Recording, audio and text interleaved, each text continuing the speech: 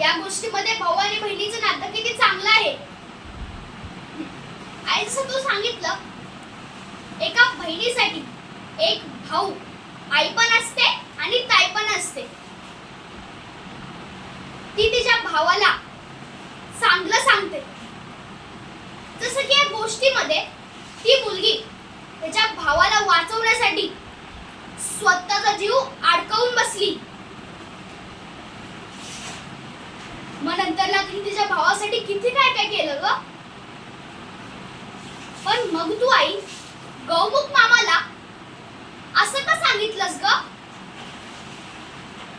आई मला सगळं माहितीये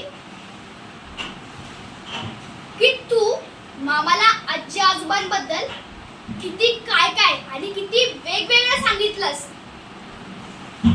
तू तुझ्या भावाचा विचार केला पाहिजे. तू त्याला चांगलं सांगितलं पाहिजे.